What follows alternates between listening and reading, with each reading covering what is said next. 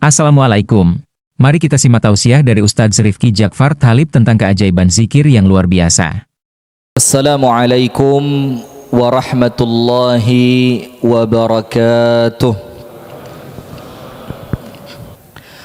Puji dan syukur alhamdulillah kita haturkan kepada Allah atas limpahan nikmat karunia Allah kepada kita semua, sehingga di malam hari ini kita kembali dipertemukan oleh Allah dalam majlis ta'lim yang insya Allah penuh dengan keberkahan semacam ini, dalam rangka beribadah kepada Allah, menjalankan salah satu perintah Allah, yaitu talabul ilm. Kita berdoa kepada Allah Ta'ala, semoga apa yang kita niatkan di malam hari ini, semoga apa yang kita amalkan di malam hari ini mendatangkan ridha dari Allah untuk kita bersama, amin ya rabbal alamin, dan kemudian diterima dan dicatat oleh Allah sebagai suatu ibadah, amin ya rabbal alamin. Kemudian berikutnya salawat beriring salam semoga tercurahkan dan terlimpahkan kepada uswah kita, suri tauladan kita dan kekasih kita bersama, Nabi besar, Nabi agung, An-Nabi Muhammad sallallahu alaihi wasallam, beserta seluruh keluarganya, beserta seluruh istrinya, beserta seluruh sahabatnya, dan seluruh di antara umat dan pengikutnya yang senantiasa setia menjalankan sunnah, menjalankan tuntunan, dan menjalankan ajarannya ila yaumil qiyamah. Hadirin sekalian yang dirahmati dan diberkahi oleh Allah Subhanahu wa taala,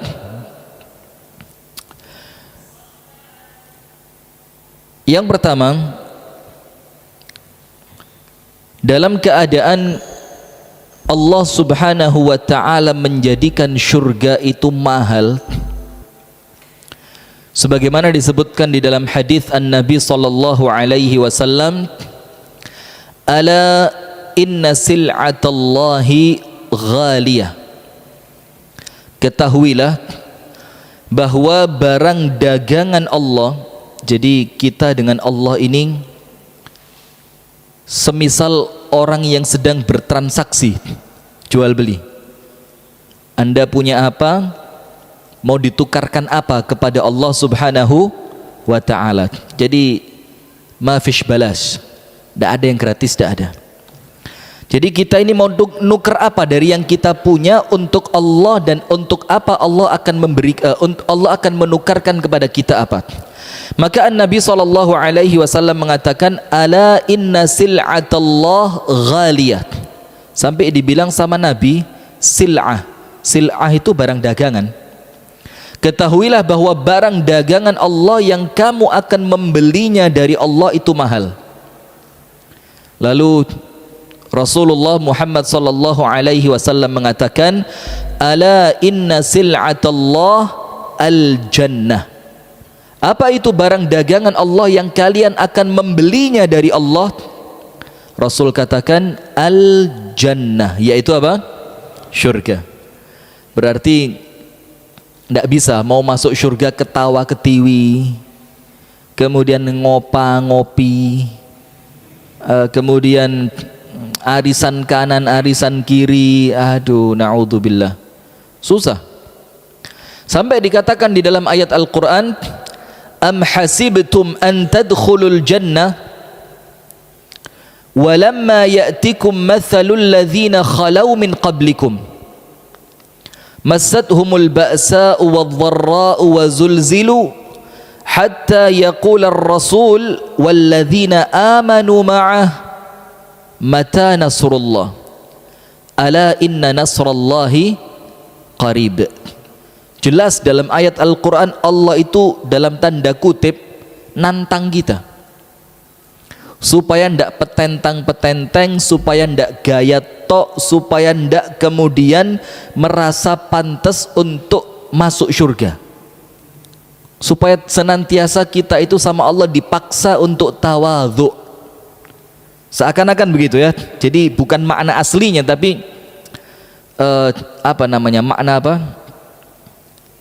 Tersirat. Makna tersiratnya seperti itu. Seakan-akan kita sama Allah dipaksa tawadhu. Sekuat apapun sholatmu, sehebat apapun puasamu, setinggi apapun pencapaianmu dalam mendekat kepada Allah, seberat apapun perjuanganmu, apa Allah katakan? Am hasibtum an tadkhulul jannah? Apakah kamu mengira bakal masuk syurga dengan semua itu? Walamma ya'tikum mathalul ladzina khalau min qablikum, sementara belum datang kepada kalian ujian yang telah Allah datangkan kepada orang sebelum kalian. Apa ujian itu? Massathumul ba'sa wad-dharra'u wa zulzilu. Mereka ditimpa kesulitan, mereka ditimpa peperangan, mereka ditimpa penyakit, sampai dibilang wa zulzilu. Zulzilu itu seakan-akan kalian Gusti Allah digoncangkan bumi di atas mereka. Jadi mereka datang kemanapun, itu bumi seakan-akan tidak tenang dengan kedatangan mereka. Wa zulzilu, dibikin susah sama Allah. Saking hebatnya ujian ini, siapa manusia tersabar di muka bumi? Siapa? Nabi Muhammad sallallahu alaihi wasallam. Sampai manusia tersabar di muka bumi, bersama pun dengan orang-orang hebat di sekeliling Nabi Muhammad, yaitu para sahabat, sampai mereka itu kesannya wis tidak kuat. Mereka ngomong apa? Mata nasrullah, ini pertolongannya Allah datangnya kapan? Sampai dalam menjelaskan ayat ini, pernah dalam satu hadis Rasulullah sallallahu alaihi wasallam muttaqi fi dhillil Ka'bah, itu duduk di bayang-bayang Ka'bah. Jadi ngiyup gitu ya, ngiyup dari panasnya matahari di sisi Ka'bah yang itu teduh. Kemudian datang sahabat Nabi, ini sebelum hijrah ke kota Madinah. Datang sahabat Nabi ngomong, ya Rasulullah, ama tastansiru lana? Kenapa tidak minta Allah untuk nolong kami? Kenapa kamu kesannya diem aja? Kenapa ini sahabat kita dibunuh, yang sebelah sana disiksa, yang sebelah sini diboikot, macam-macam. Ama tastansiru lana? Kenapa tidak minta tolong sama Allah engkau ini? Terus apa Rasul katakan? Pasti Allah akan nolong kita, pasti. Walakinnakum qaumun musta'jilun, tapi kalian itu orang yang senengani kesusu. Semuanya itu minta serba apa? Instan, praktis. Sekali bergerak mau menang, sekali tahajud doanya mau dikabulkan, sekali puasa mau dapat mantu idaman. Lah, lu sepisan sekali.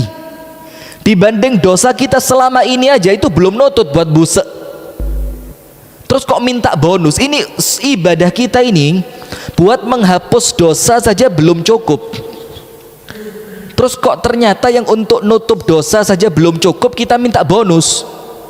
Bahasanya panjenengan beli minuman kaleng, itu duitnya gawe bayar minuman kaleng iki sik kurang tapi njaluk susu. Ya apa? Beli minuman kaleng, ini beli minuman di santri, katakanlah santri ini harganya 5.000, katakan 5.000, Anda bayar 4.000, tangewu, susu endi? Diapain sama yang jualan? Diapain sama yang jualan? Diguyu, dilalap ya. Diketawain sama yang jual. Lu kamu ini bayar durung jangkep kok wes njaluk sosok. Tahajud kita, puasa kita, ngaji kita, sedekah kita hanya untuk nutup dosa saja itu durung. Kau wes njaluk mantu idaman, rumah tangga yang bahagia, anak yang solih dan solihah, suami yang setia, gak lirik kanan gak lirik kiri, dari mana? Nah maka kemudian sampai Nabi SAW mengatakan pertolongan Allah datang. Tapi kalian ini orang-orang yang sukanya tergesa-gesa. Sampai Umar ibn Khattab radhiyallahu ta'ala anhu ketika akan meninggal dunia, ditikam oleh siapa? Abu Lu'lu'ah al-Majusi. Namanya siapa? Fairuz. Namanya Fairuz. Jadi Fairuz ini dia terkenal pandai bikin belati. Suatu hari Umar ngomong sama Fairuz, Fairuz, kamu ini kan terkenal bikin belati, kenapa tidak bikinin buat saya? Apa kata Fairuz? Aku bikinkan untuk engkau wahai Umar belati yang tidak akan dilupain sama orang. Belati yang tidak akan dilupakan sama orang. Terus Umar ngomong apa? Adzunnu annahu sayaktuluni. Aku mengira dia bakal bunuh saya dengan belati yang mau dia bikin. Akhirnya nanti belati itu tidak akan dilupakan sama manusia. Terus sahabat yang lain termasuk Abu Ubaidah ngomong apa? Amanaktuluhu ya Umar hatta ma yaktuluk. Kita bunuh aja duluan sampai dia tidak bunuh kamu. Apa kata Umar? Tidak boleh. Kenapa tidak boleh?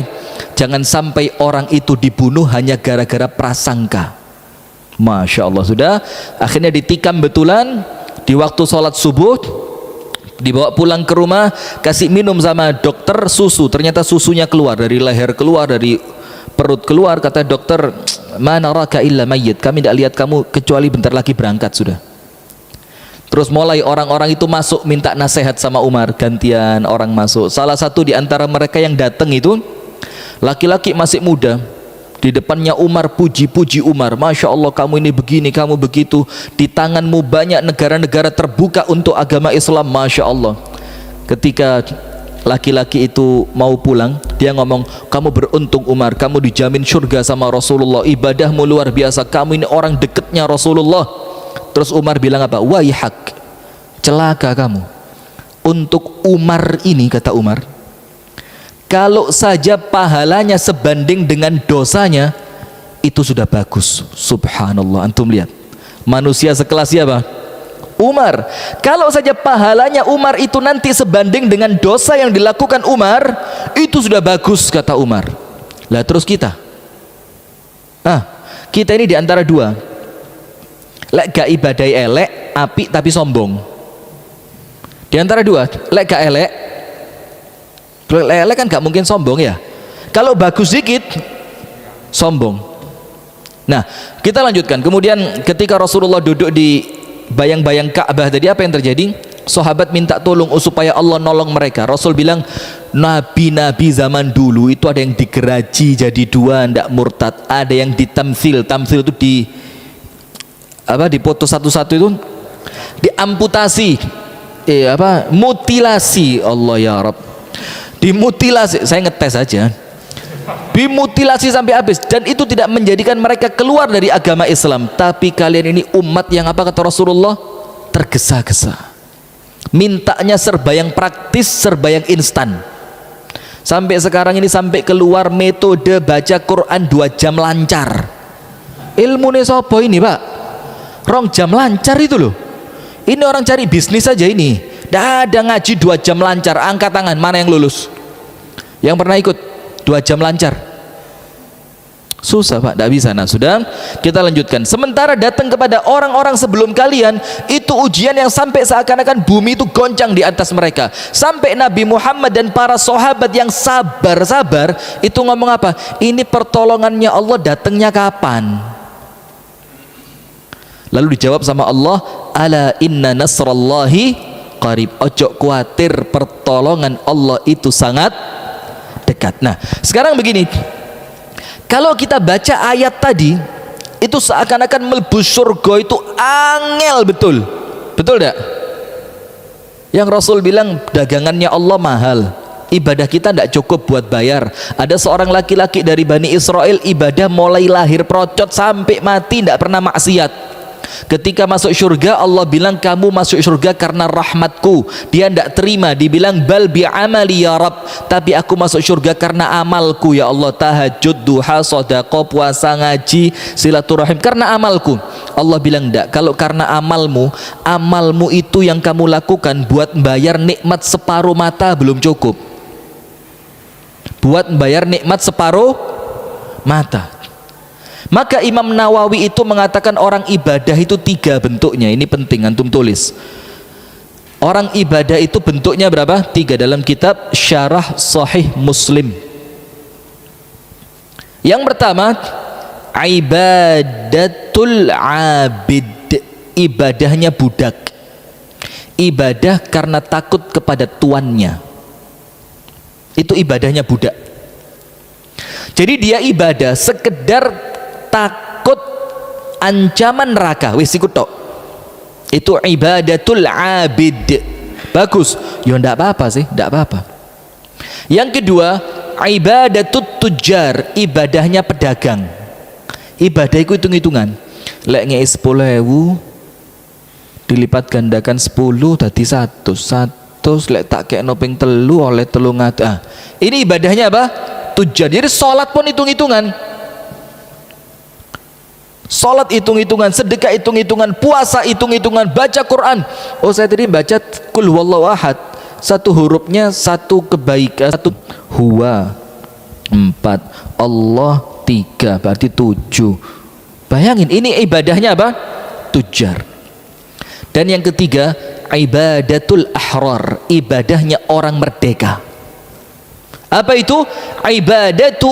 Ibadatuhu hayaan lillahi ta'ala. Dia ibadah karena merasa malu sama Allah. Dikasih hidup, dikasih keluarga, dikasih sehat, dikasih bahagia, dikasih tenang, dikasih teman yang baik, dikasih pekerjaan yang mudah, maka dia ibadah itu bentuknya apa? Bentuk syukur kepada Allah. Dan Rasulullah lihat ketika sholat tahajud sampai kakinya apa? Bengkak. Dalam riwayat yang lain dibilang apa? Tafattarat. Tafattarat itu bukan bengkak tapi pecah. Lalu ibunda Aisyah protes, bilang, kenapa kamu ibadah sampai seperti itu? Dosamu sudah diampuni, baik yang lalu maupun yang akan datang. Apa Rasul katakan? Afala akuna abdan syakura, tidakkah pantas aku menjadi hamba yang pandai bersyukur? Artinya apa? Itu tahajudnya Rasul sampai kakinya bengkak, itu ibadatu syakir, hanya sekedar ibadah untuk menunjukkan beliau bersyukur.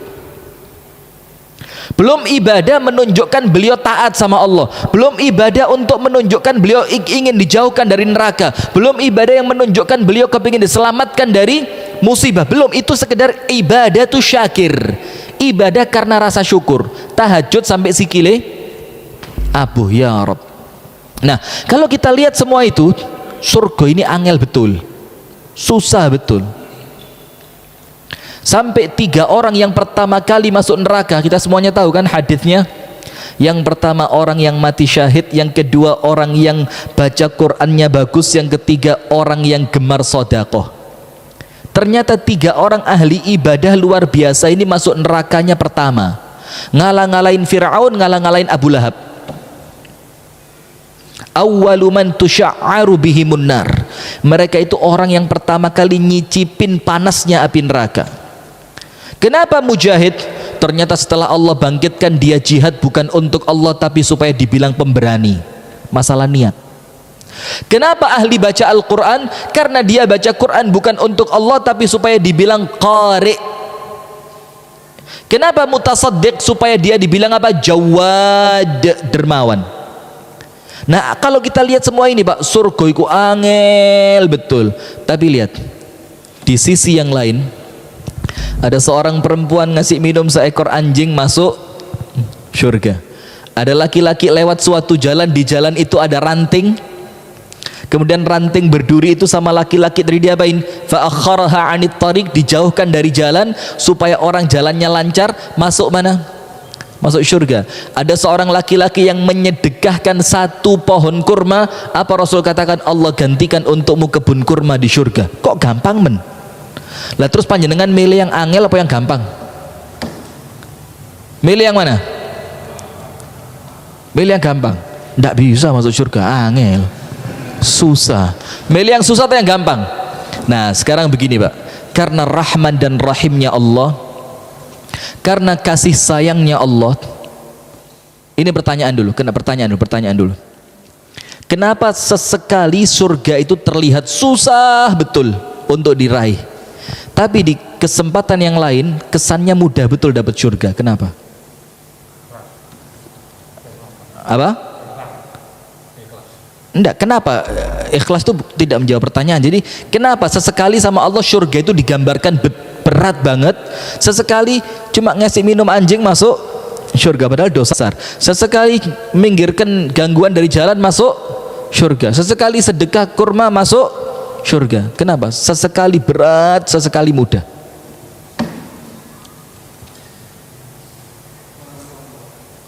Pertolongannya Allah. Iya, silakan yang lain. rahmat, pemberian. Gini, biar tidak buang-buang waktu ya. Lah, jawabannya semuanya betul. Cuma kemudian saya mau jawaban itu yang pas, sesuai apa yang kita tanya. Ketika Allah menggambarkan surga itu begitu susahnya, tujuannya apa? Supaya yang ahli ibadah tidak sombong. Sesekali Allah gambarkan surga itu begitu mudahnya, supaya apa? Supaya yang ahli maksiat tidak putus asa. Itu seimbang begitu Pak Allah bikin. Kadang-kadang yang untuk kita-kita ini, enggak, untuk antum-antum ini yang ahli ibadah, itu perlu diwedeni surga iku angel. Supaya apa? Tidak merasa puas dengan ibadahnya. Fala tuzakku anfusakum. Jangan kalian merasa suci, kata Allah.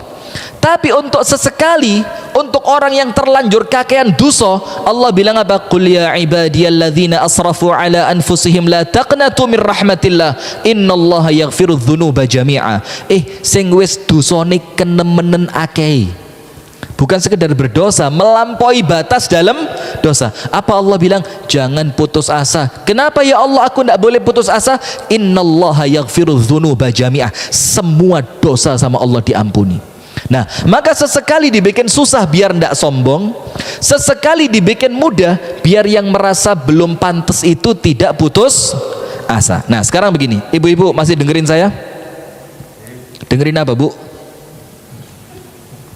Begini, sekarang hadirin sekalian,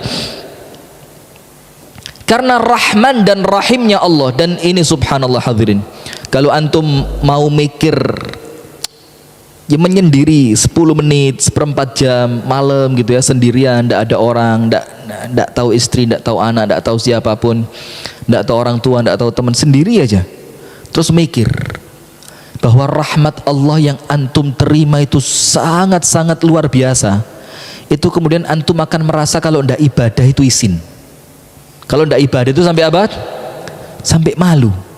Rahmatnya Allah sama kita ini hadirin wis luar biasa, terlalu besar.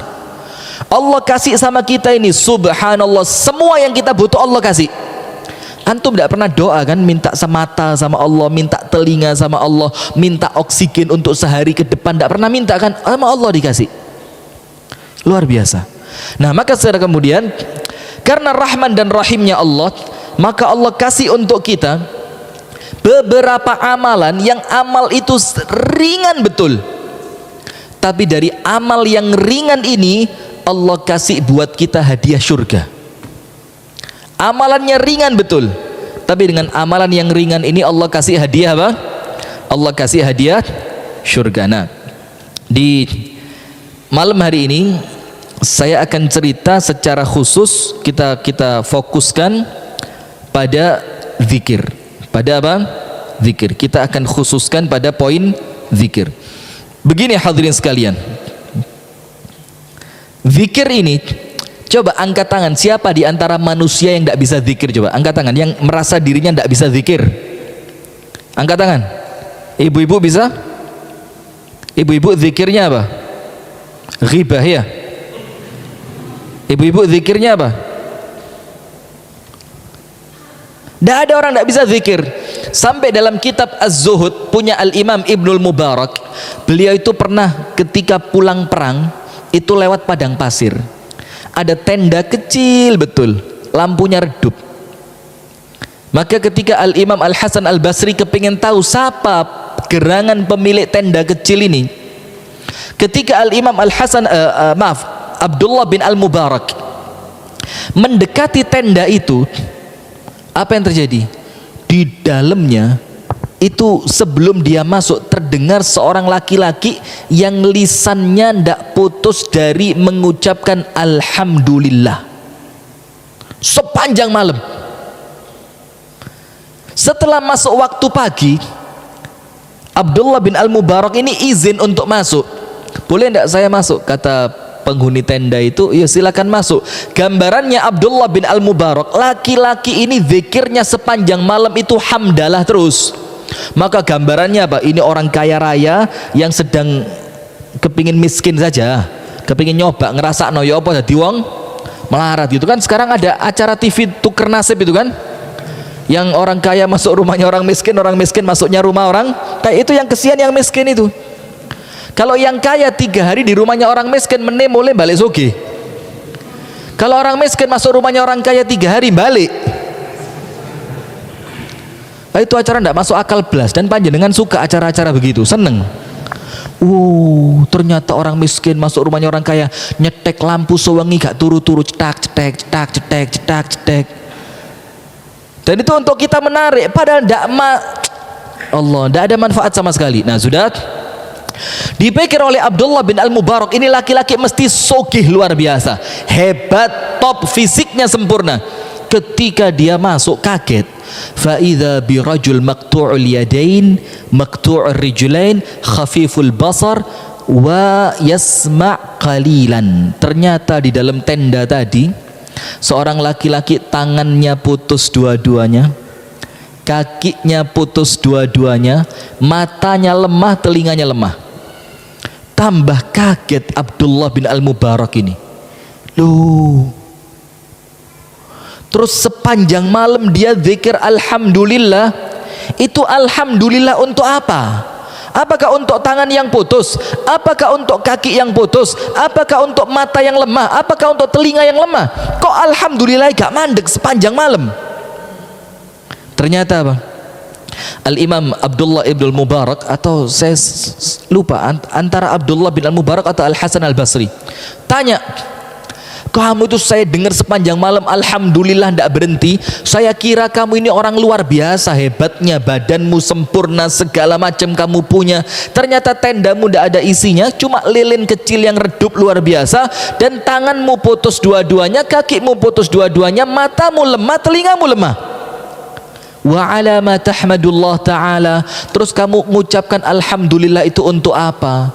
Dengerin jawabannya.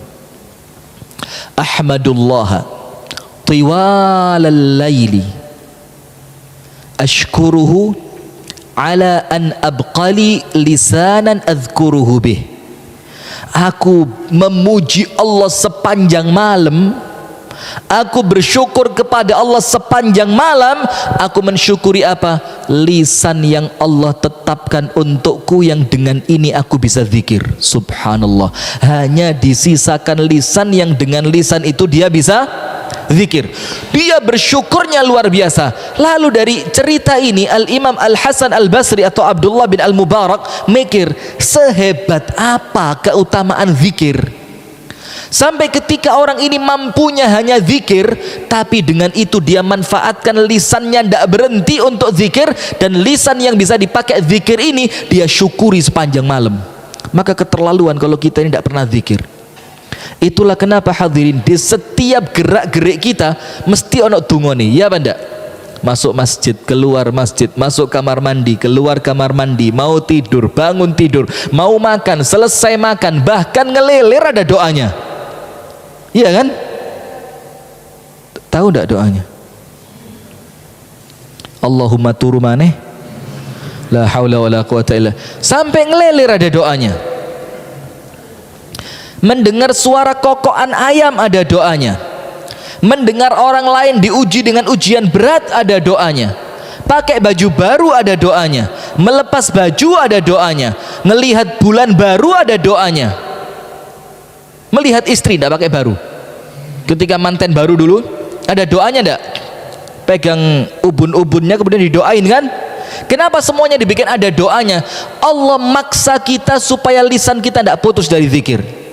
Nah, sampai Al-Imam Al-Hasan Al-Basri bingung, ini gerangan apa keutamaannya zikir, sebesar apa kehebatannya zikir, sampai orang ini sekedar bisa zikir itu memuji Allah, terima kasihnya sepanjang malam tidak putus.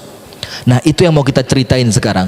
Ada seorang laki-laki tua renta, dalam hadis yang sahih, datang kepada An-Nabi SAW. Kemudian laki-laki itu ngomong begini, ya Rasulullah, inna syara'i al-islami qad kathurat alai. Ya Rasul, syariat Islam ini untuk saya mulai terlalu banyak. Tiap hari turun syariat baru, tiap hari turun sunnah baru, tiap hari ada kewajiban baru. Sementara saya laki-laki tua yang tidak kuat kalau dituntut mengamalkan semuanya. Sudah, maka laki-laki ini ngomong, faj'alli amalan atashabbathu bih. Maka ya Rasul, pilihkan untukku amalan yang amalan itu aku jadikan pegangan.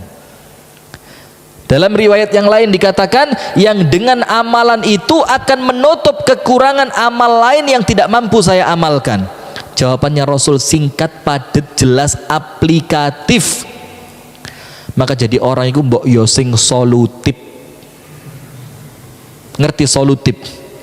Jadi kalau ada kabel yang suwe itu biasa disolutif. Sudah, lanjut. Apa Rasul katakan? Ij'al lisanaka ratban min dzikrillah.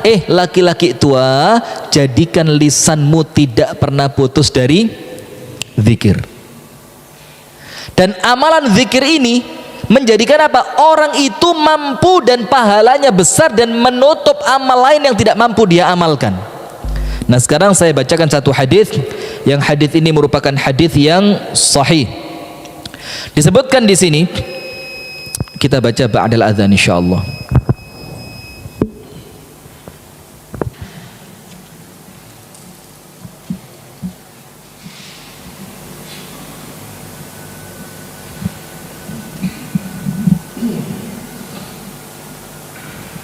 Allahu Akbar, Allahu Akbar, Allahu Akbar, Allahu Akbar. Asyhadu an la ilaha illallah. Asyhadu an la ilaha illallah.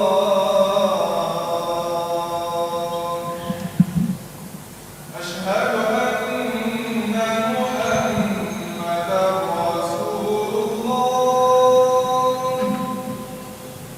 Asyhadu anna Muhammadar Rasulullah.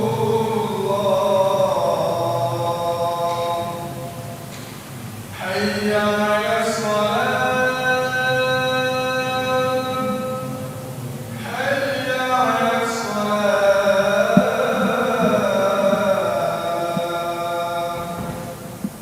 Hayya 'alal falah. Hayya 'alal falah.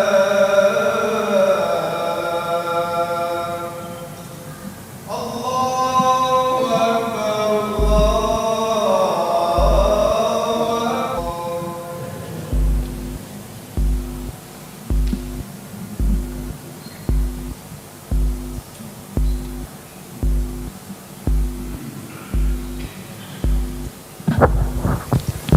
Bismillah, alhamdulillah, salatu wassalamu ala rasulillah wa alihi wa sahbihi wa man walah wa ba'd. Sekarang kita lanjutkan. An-Nabi sallallahu alaihi wa alihi wa sahbihi wasallam bersabda, Ala unabbi'ukum bi khairi a'malikum. Maukah aku tunjukkan kepada kalian amal kalian terbaik? Terbaik. Bi khairi a'malikum. Amal kalian yang terbaik. Jadi Rasul katakan, mau ndak tak tunjukin sama kalian? Unabbi'ukum, dan kata naba itu sendiri itu bukan khabar, beda. Khabar itu ya sekedar berita gula naik, itu khabar. Berita di Jakarta ada demo, itu khabar. Tadi pulang Jumatan hujan deras sampai blembing, itu khabar. Tapi kalau naba, amma yatasaaluna 'anin naba'il azim. Kalau berita naba itu artinya beritanya bukan berita kecil. Dan ketika ngomong hadis ini, Rasul tidak ngomong khabar tapi naba. Maka Rasul katakan, ala unabbi'ukum bi khairi a'malikum. Mau ndak aku tunjukin sama kalian amal kalian yang terbaik? Wa azkaha 'inda malikikum, dan yang paling suci diterima oleh Allah. Jadi di sisi Allah ini amal adalah amalan yang tersuci, zaki, azkaha. Wa arfa'iha fi darajatikum, dan amalan ini amalan paling cepat untuk meninggikan derajat kalian. Nanti kita kasih beberapa contoh tentang hadis ini. Ini amalan yang paling cepat menjadikan derajat kalian apa? Tinggi. Wa khairin lakum min infaqiz zahabi wal wariq, dan lebih bagus dibandingkan kalian sedekah emas atau perak. Subhanallah. Pernah sedekah emas? Mas Tejo, Mas Rudi, lebih bagus dibanding kalian sedekah emas dan perak. Wa khairin lakum min an talqaw aduwakum fatadribu a'naqahum wa yadribu a'naqakum. Dan lebih baik dibandingkan kalian ketemu musuh dan dia pukul leher kalian dan kalian pukul leher dia. Jadi amal terbaik, derajat yang paling tinggi, paling suci di sisi Allah, lebih bagus dibanding sedekah emas dan perak, dan kemudian lebih bagus dibanding kalian berangkat perang kemudian kalian dipukul lehernya atau kalian yang mukul lehernya musuh. Ini kan gambarannya luar biasa, ini pasti amalan kan? Amal terbaik, tertinggi derajat, terindah di mata Allah, lebih hebat dibandingkan orang yang berangkat jihad dan infak emas dan perak. Apa itu amalannya? Qalu bala ya Rasulullah, betul ya Rasul, kami mau engkau beritahu amalan itu. Apa amalannya? Apa Rasul katakan? Zikrullah, zikir kepada Allah. Coba subhanallah, zikir kepada Allah. Nah sekarang kita lihat Rasulullah sallallahu alaihi wasallam, saking pentingnya zikir ini, antum lihat dalam surah Al-Kahfi Allah Ta'ala berfirman, wasbir nafsaka ma'al ladhina yad'una rabbahum bil ghadati wal 'ashiyyi yuriduna wajha wa la ta'du 'aynaka 'anhum turidu zinatal hayatid dunya wa la tuti' man aghfalna qalbahu 'an dhikrina wattaba'a hawahu wa kana amruhu furuta. Semua kemaksiatan sebab awalnya satu, meninggalkan zikir. Wis semuanya. Sebab kelalaian, sebab kesesatan, sebab kemaksiatan, nomor satu pintu pembukanya, maka likulli syai'in bad'un, segala sesuatu itu mesti ono pembukaan nih, ada awalnya. Dan awal dari semua bentuk kemaksiatan, semua bentuk pengingkaran, semua bentuk kesesatan, awalnya apa? Meninggalkan zikir. Sekarang antum lihat artinya.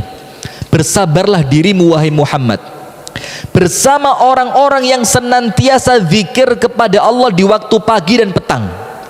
Jadi lihat, Nabi Muhammad sallallahu alaihi wasallam, manusia terbaik, manusia paling takwa, manusia paling hebat, manusia paling kenal sama Allah, manusia paling ibadah, disuruh apa? Sekedar duduk bareng ahli zikir.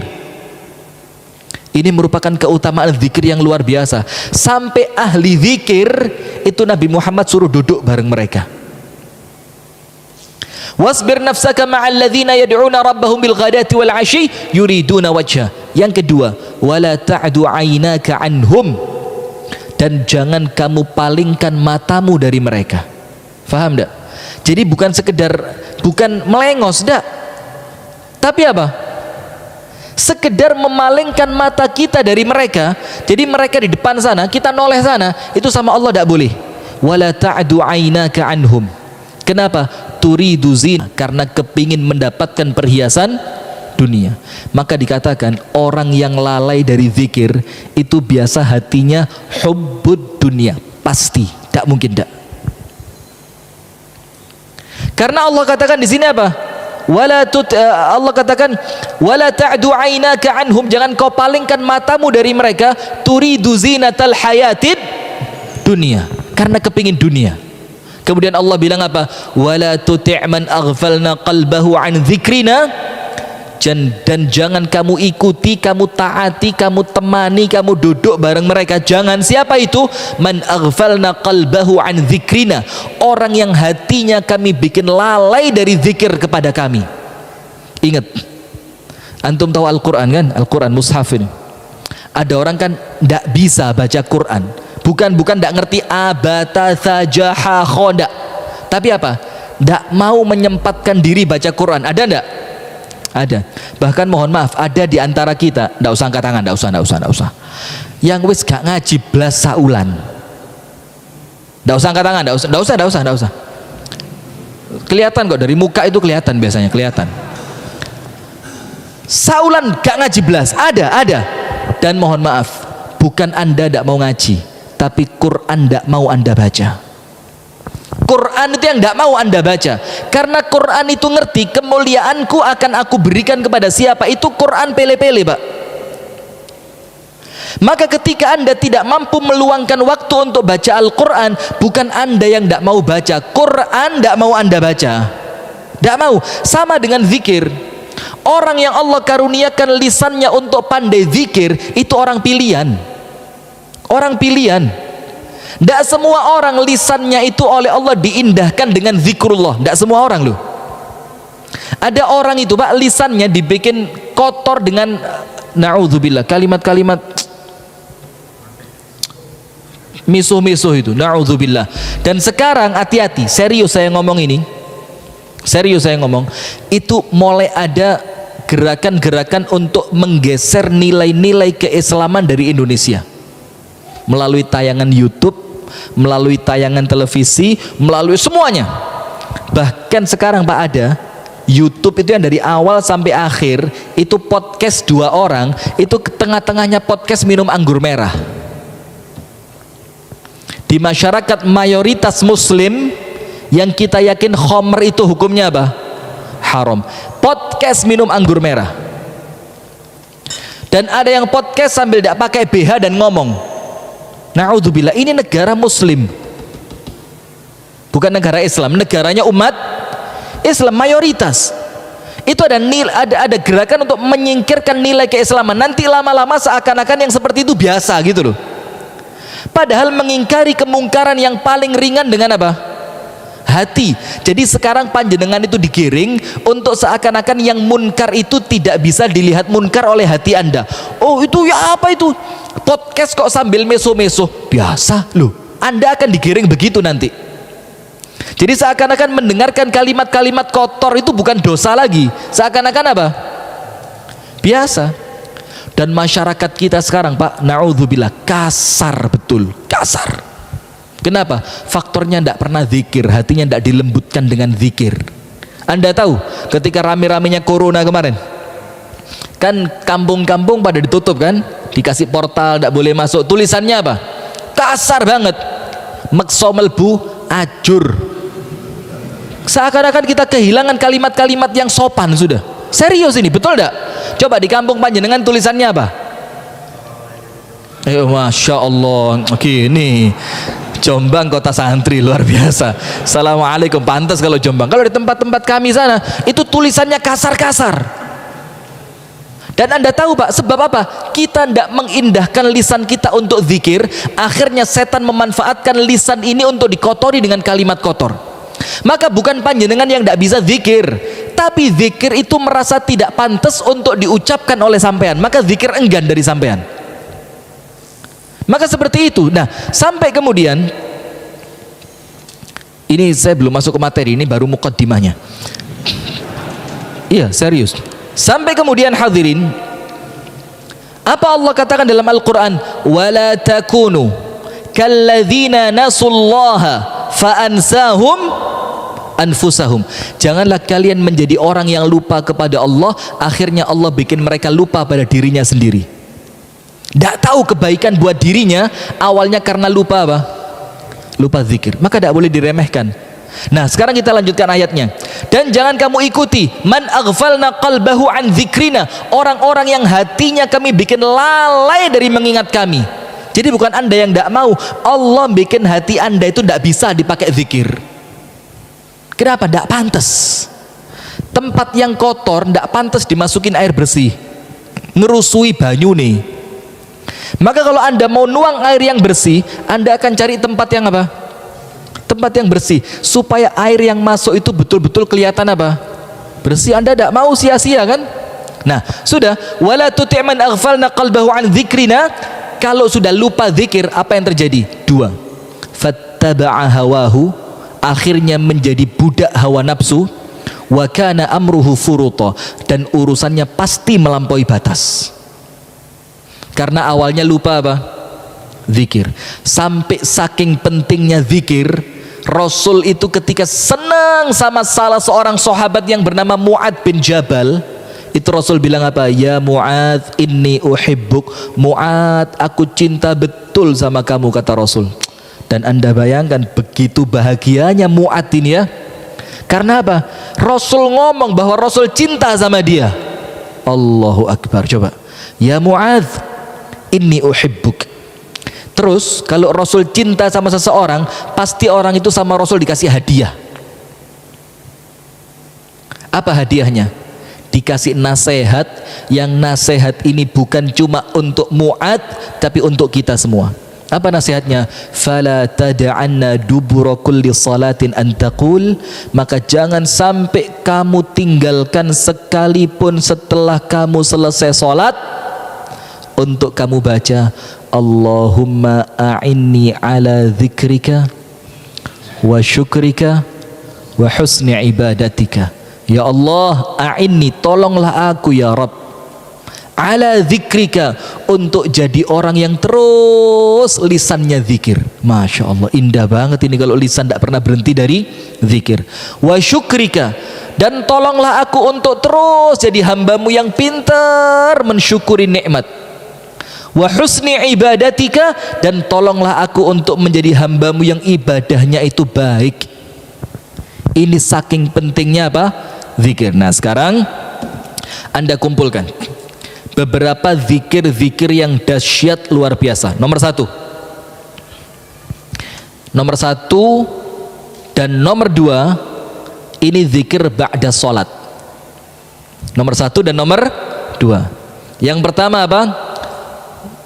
Man sabbahallah thalathan wa thalathina wa hammadallah thalathan wa thalathina wa kabbarallah thalathan wa thalathina wa yaqulu tamamal mi'ati la ilaha illallah wahdahu la syarika lah lahul mulku wa lahul hamdu wa huwa ala kulli syai'in qadir.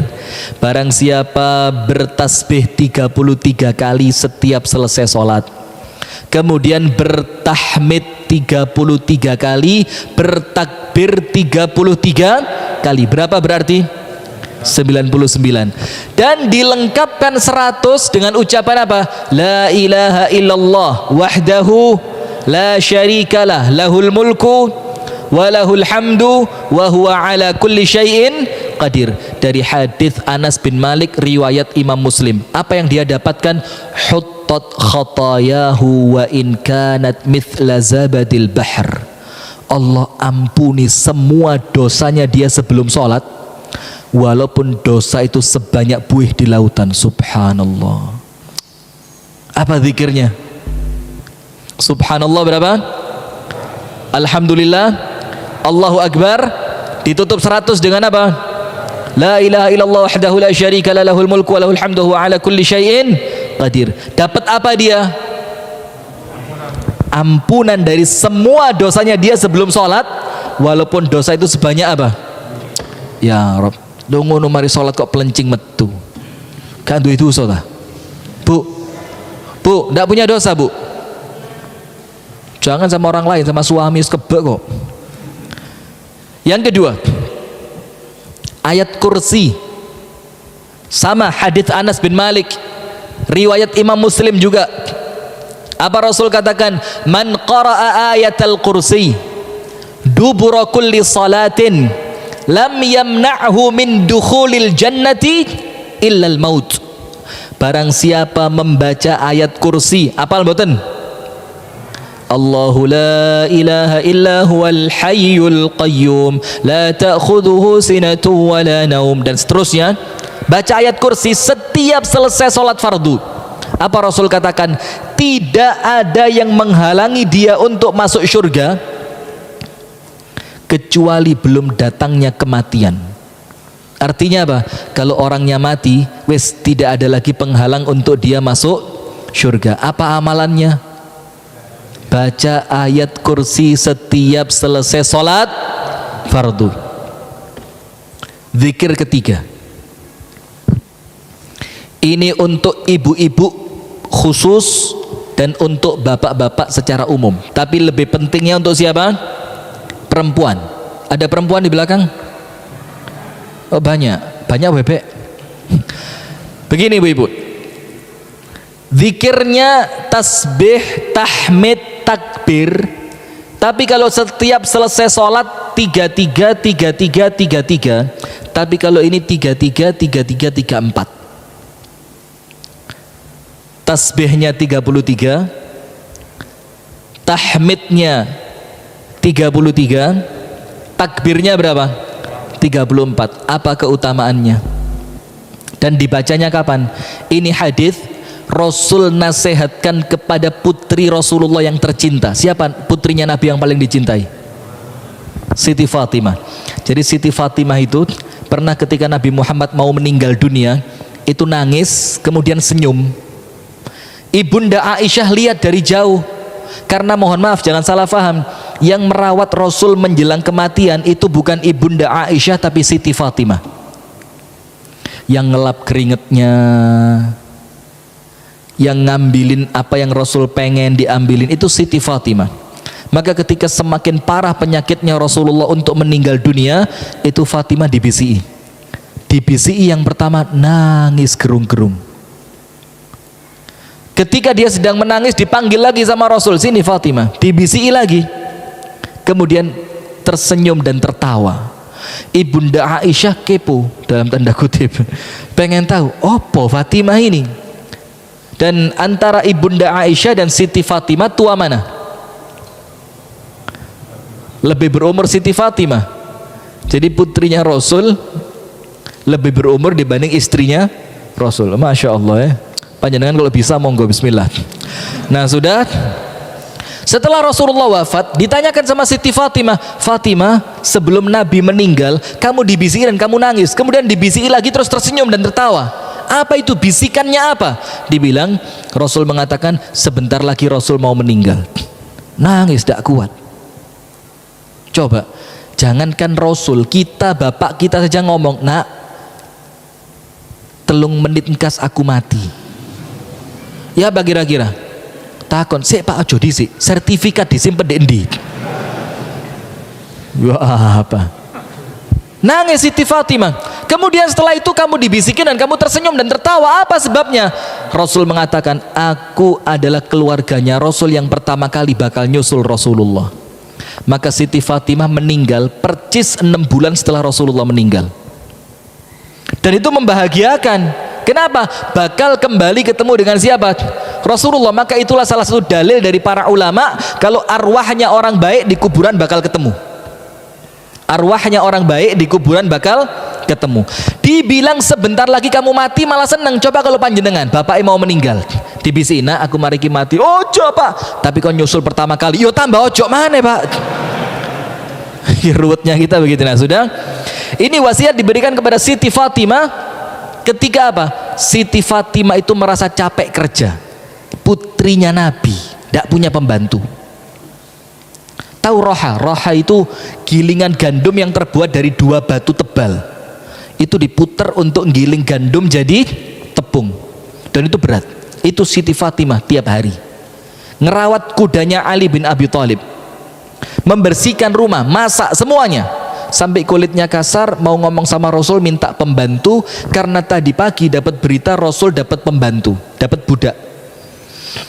Ketika Rasul datang ke rumahnya, Fatimah, ada apa gerangan? Kamu ada perlu sama saya? Iya, saya minta khadim, 1 pembantu.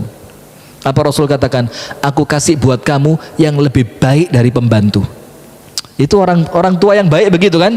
Anaknya minta sesuatu diberi yang lebih baik. Tidak dikasih pembantu. Apa itu yang lebih baik dari pembantu? Sebelum kamu tidur, idza akhadtuma madja'akuma, kalau kalian berdua telah sampai di atas kasur untuk tidur, faqula qabla naumikuma, maka ucapkan sebelum kalian berdua tidur zikir, fasabbih 33 wa hamidillah 33 wa kabbirillah 34.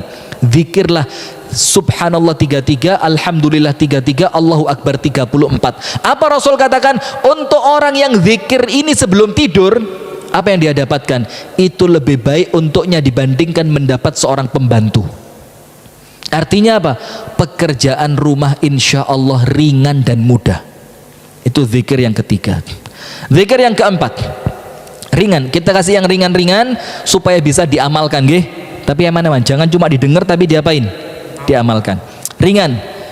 Panjenengan apal kan? Raditu billahi rabba wa bil islami dina wa bi Muhammadin sallallahu alaihi wasallam nabiyya. Ingat ini. Ya bukan cuma ingat, apal. Zikir ini, Pak.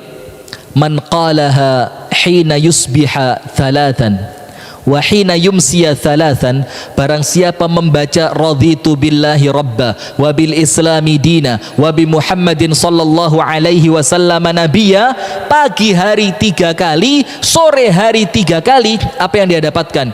Nanti di hari kiamat Allah pasti ridho sama dia. Allahu Akbar.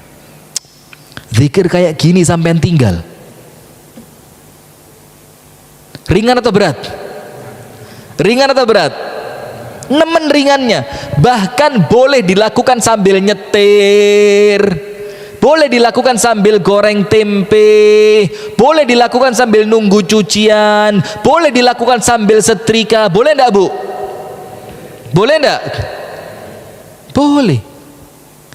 Ucapkan pagi, raditu billahi rabba wa bil islami dina wa bi Muhammadin sallallahu alaihi wasallam nabiyya, raditu billahi rabba wa bil islami dina wa bi Muhammadin sallallahu alaihi wasallam nabiyya, raditu billahi rabba wa bil islami dina wa bi Muhammadin sallallahu alaihi wasallam nabiyya. Pagi 3, sore 3.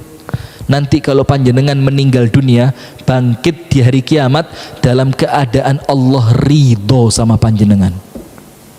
Nomor 1 zikirnya apa tadi? Subhanallah setiap selesai sholat, dosa diampuni. Yang kedua ayat kursi setiap selesai sholat, pasti masuk surga. Yang ketiga apa? Sebelum tidur Subhanallah, Alhamdulillah, Allahu Akbar. Allahu Akbarnya berapa? 34. Lebih baik dibandingkan mendapatkan 1 orang pembantu. Yang keempat, raditu billahi rabba, 3 kali pagi 3 kali sore. Apa yang dia dapatkan? Pasti nanti bangkit di hari kiamat dalam keadaan Allah ridho kepadanya. Penutup terakhir, 1 penutup. Tambah 1, Bu, ya. Tambah berapa, Bu? Bu? Wih, Masya Allah, angel wis angel. Tambah berapa, Bu? Terserah. Woi. Tambah 1. Ini sudah sering disampaikan, tapi ini merupakan perkara yang paling baik untuk terus diulang. Paling baik. Sampai para sahabat Nabi itu kalau ngingetin temennya, ngingetin sahabatnya yang lain, itu sampai dibalen-baleni, sampai sing dinasehati bosen. Ada hadisnya. Ada seorang laki-laki ya'idhu akhahu fil haya'i, mengingatkan saudaranya tentang rasa malu. Terus ini sudah hampir setengah jam kalau bahasa kita ngomongnya mek situ, sing isin dadi wong, sing isin dadi wong, sing isin dadi wong. Terus sampai sama sahabat yang lain mau diingetin, wes ojo isin terus. Apa Rasul katakan? Da'ahu, biarin dia, betul itu betul. Kenapa? Fa innal haya minal iman, karena malu itu termasuk apa? Iman. Sekarang banyak orang tidak punya malu, banyak orang tidak punya malu, itu terus. Nah, maka ini kita ingatkan sekali lagi, karena ini termasuk salah satu yang paling baik untuk terus diulang. Bahkan kalau perlu bikin agenda rutin di keluarga untuk baca zikir-zikir tadi, tidak apa-apa. Supaya apa?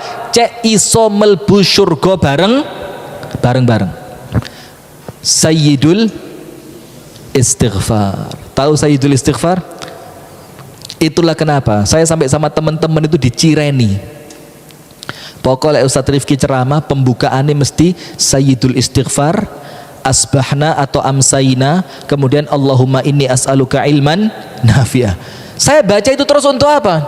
Bukan sekedar untuk saya, tapi membiasakan jamaah saya yang selama ini belum hafal, lek terus kerungu suwe-suwe apa? Hafal. Dan tidak apa-apa, tidak aib, tidak apa-apa. Terus dibaca.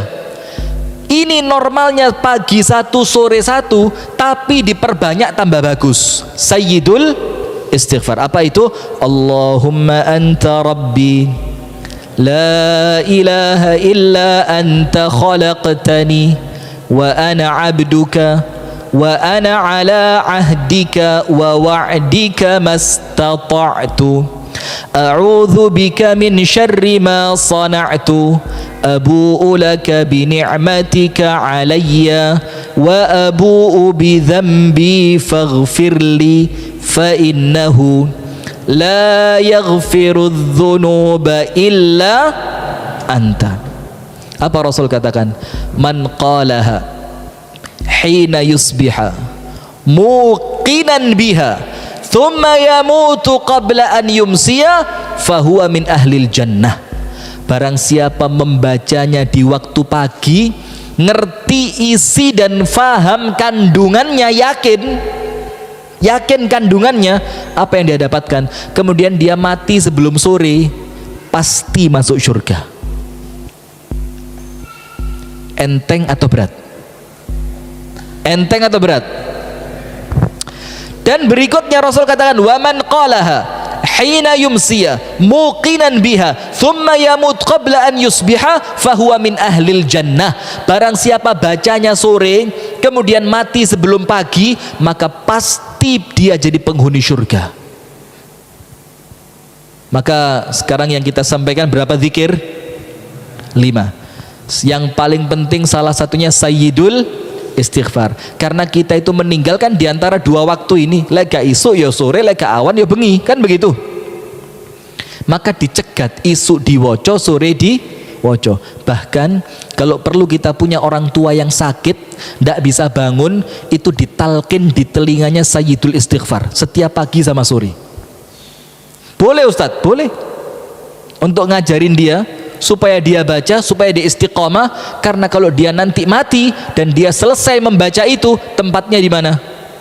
Surga. Maka jangan sampai lupa. Nomor 1, setiap selesai sholat, subhanallah, alhamdulillah, Allahu Akbar 33 semua, digenapkan 100, la ilaha illallah wahdahu la syarikalah, lahul mulku wa lahul hamdu wa huwa ala kulli syai'in qadir. Allah ampuni semua dosa, walaupun dosa itu sebanyak buih di lautan. Nomor 2, setiap selesai sholat fardu, jangan lupa membaca ayat kursi. Apa keutamaannya? Tidak ada yang menghalangi dia untuk masuk surga kecuali belum datangnya kematian. Artinya kalau orangnya mati pasti masuk surga. Yang ketiga, sebelum tidur ibu-ibu ya, kalau tidurnya di masjid juga boleh dibaca sekarang, baca aja sekarang. Subhanallah 33, alhamdulillah 33, Allahu Akbar berapa? 34 kalau sebelum tidur. Maka itu meringankan pekerjaan rumah tangga, lebih bagus daripada seorang pembantu. Kemudian yang keempat, apa yang keempat tadi? Radhitu billahi rabba wa bil islami dina wa bi Muhammadin sallallahu alaihi wasallam nabiyya. 3 kali pagi, 3 kali sore. Apa yang dia dapatkan nanti? Pasti kalau dia dibangkitkan di hari kiamat, Allah ridho sama dia. Dan terakhir, jangan lupa sayyidul istighfar. Itu yang dapat kami sampaikan, semoga ada manfaatnya. Kami kembalikan kepada Ustadz Hasan untuk penutup. Barakallahu fikum wa jazakumullahu khairan.